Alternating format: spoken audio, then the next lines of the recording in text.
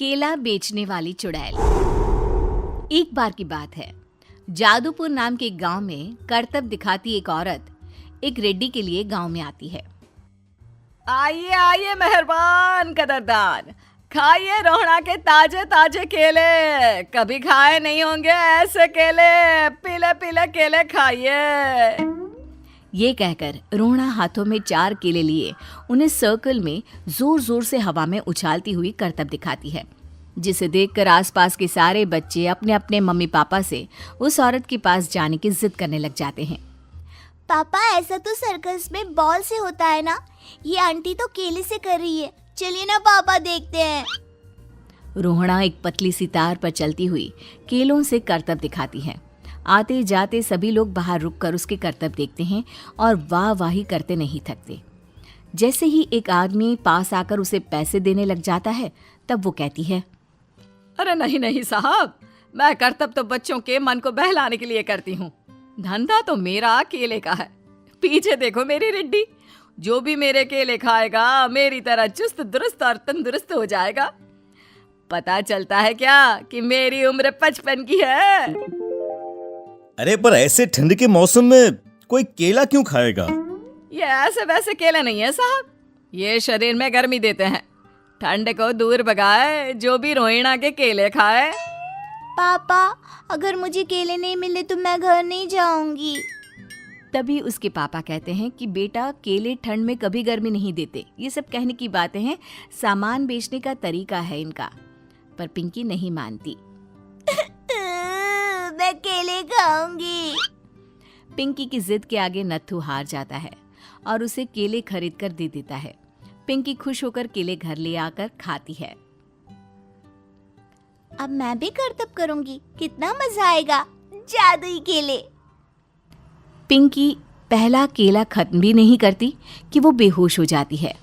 दूसरे केले से एक काला धुआं आता है और रोहड़ा चुड़ैल बनकर बाहर निकल आती है। मेरे भूतिया केले बच्चे न खाए, ऐसा हो ही नहीं सकता। जादूपुर वालों, कब तक बचोगे? आ गई हूं मैं रोहड़ा, जिसका कोई नहीं कर सकता सामना।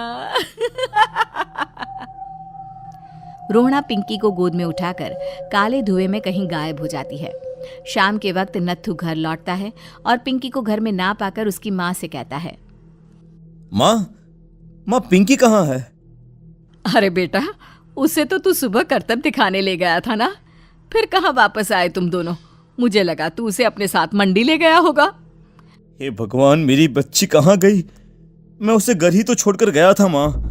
नत्थू गांव के घर कोने में अपनी बेटी को ढूंढता है, पर उसे वो कहीं नहीं मिलती।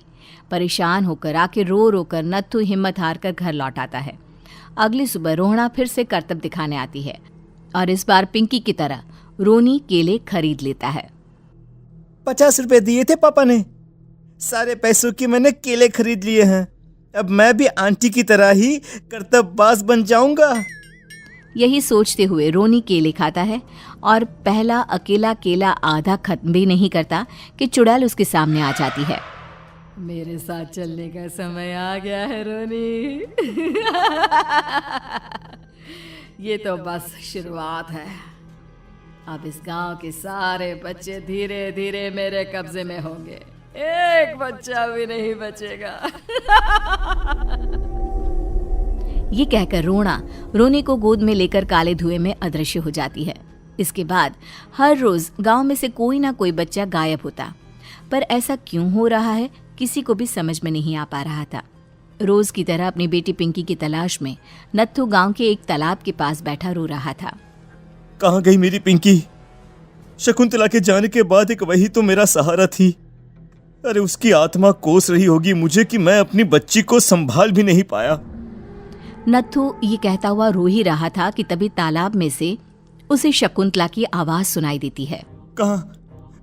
कहाँ थी तुम शकुंतला? हमारी बच्ची और सारे गायब हुए बच्चे रोहड़ा के कब्जे में हैं। वो बच्चों को जो केले देती है उससे बच्चे बेहोश हो जाते हैं और उसके कब्जे में आ जाते हैं और वो उन्हें ले जाकर काली दुनिया में ले जाती है। पर वो ऐसा क्यों कर रही है?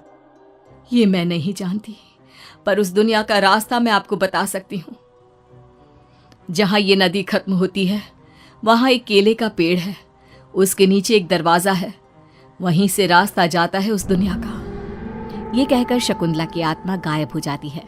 गांव के सभी लोग झुंड बनाकर उसी रास्ते से काली दुनिया में चले जाते हैं और वहां देखते हैं कि सारे बच्चे वहां काम कर रहे थे।